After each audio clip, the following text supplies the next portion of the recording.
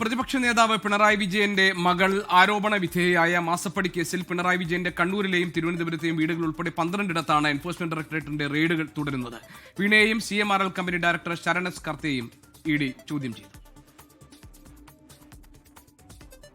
രാവിലെ 6 മണിയോടെ പോലീസ് പോലും അറിയാതെ അതീവ രഹസ്യമായാണ് ഇഡി ഉദ്യോഗസ്ഥർ റെയ്ഡിനെത്തിയത്. സംസ്ഥാനത്തിനകത്തും പുറത്തും 12 കേന്ദ്രങ്ങളിൽ ഒരേ സമയം പരിശോധന. പിണറായി വിജയന്റെ തിരുവനന്തപുരം ബേക്കറി ജംഗ്ഷനിലെ വാടക വീട്, കണ്ണൂർ പാണ്ഡ്യാലമുക്കിലെ സ്വവസതി, PA മുഹമ്മദ് റിയാസിന്റെ കോഴിക്കോട് കോട്ടുളിയിലെ വീട് എന്നിവിടങ്ങളിൽ ഇഡി ഉദ്യോഗസ്ഥരെത്തി. പിണറായി വിജയനും മകൾ വീണയും തിരുവനന്തപുരത്തെ വീട്ടിലുണ്ടായിരുന്നു. CMRL MD SN ശശിധരൻ കർത്തയുടെ വസതിയിലും CMRLുമായി ബന്ധപ്പെട്ട കേന്ദ്രങ്ങളിലും പരിശോധന നടന്നു. വീണ ടിയുടെ എക്സാലോജിക് സൊല്യൂഷൻസ് പ്രവർത്തിച്ചിരുന്ന ബംഗളൂരുവിലെ ഓഫീസിലും പരിശോധന. Veena T, CMRL director Sharan S Kartha തുടങ്ങിയവരെ ഇഡി ചോദ്യം ചെയ്തു. ഇഡിയുടെ കൊച്ചി, ചെന്നൈ, ബംഗളൂരു, കോഴിക്കോട് യൂണിറ്റുകളിലെ ഉദ്യോഗസ്ഥർ റെയ്ഡിന്റെ ഭാഗമായി. കേസുമായി ബന്ധപ്പെട്ട രേഖകൾ കണ്ടെത്തുകയാണ് ഇഡിയുടെ ലക്ഷ്യം.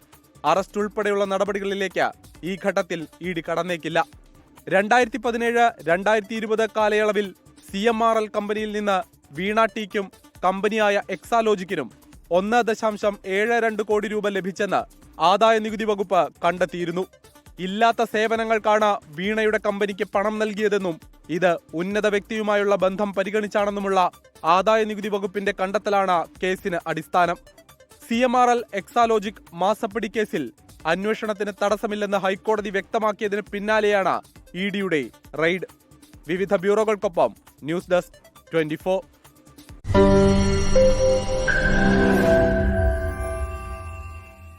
ലോകത്തെവിടെയായാലും ഏത് സമയത്തും 24 വാർത്തകളും ഓഗ്മെന്റഡ് റിയാലിറ്റി പാക്കേജുകളും എക്സ്പ്ലെയിനറുകളും വിശദമായി കാണാൻ ഞങ്ങളുടെ YouTube ചാനൽ നിങ്ങൾക്ക് സബ്സ്ക്രൈബ് ചെയ്യാം.